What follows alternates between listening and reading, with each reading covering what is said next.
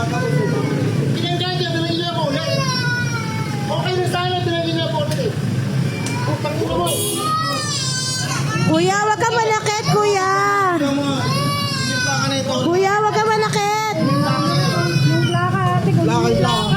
Wag na, baka may ano yan, baka may ano yan, baka yan may... May plaka, bago. Taki dyan. Tama na, tama na, tama na.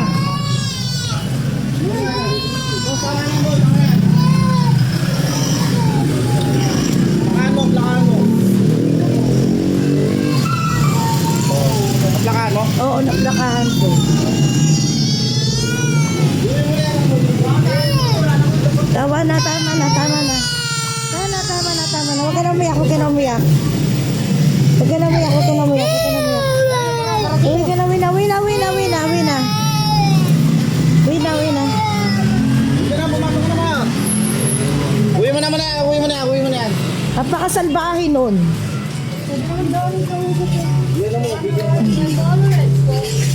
Napakasalbahin na pa. Tara na pa, tara na, tara na. Pasok ka na dito. Parang hindi daw niya, sabi niya. Oo nga. Anong ganap sa mundo ng showbiz?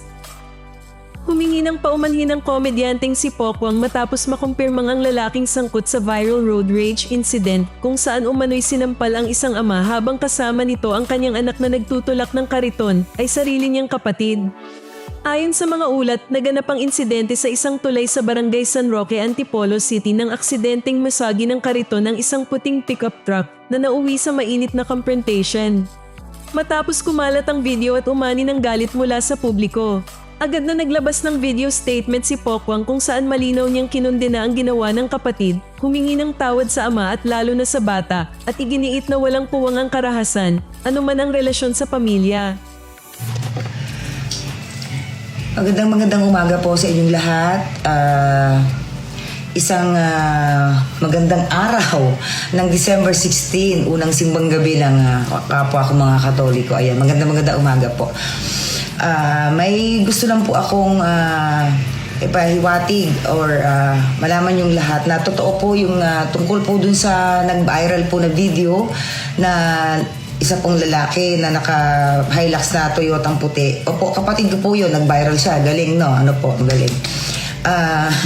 Paalala lang po na ang kasalanan po ni Pedro ay hindi po pwedeng maging kasalanan ni Juan. Maaari pong isa kami na apelido, pero hindi naman po kami pareho lagi ng pag-iisip at ng mga gawain araw-araw.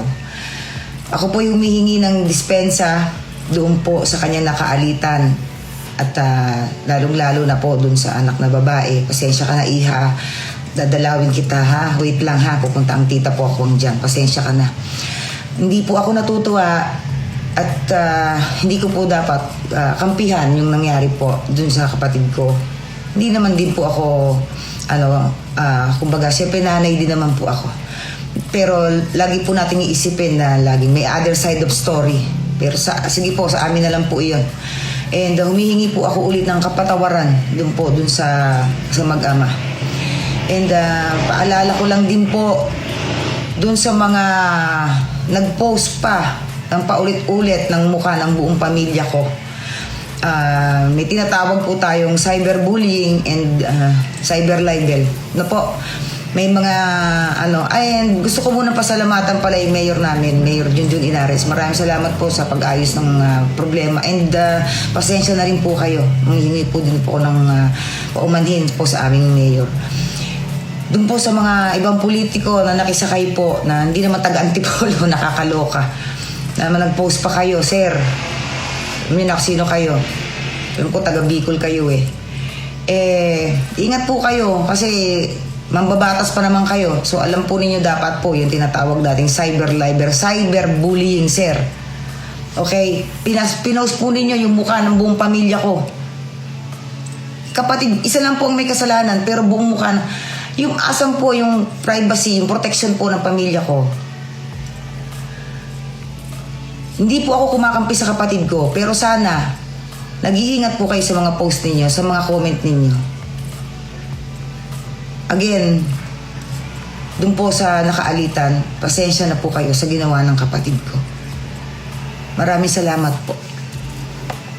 Kapag ang sangkot sa isang viral na karahasan ay kamag-anak ng isang sikat na personalidad, hanggang saan ba dapat managot ang celebrity at tama bang idamay o atakihin ang buong pamilya sa galit ng publiko?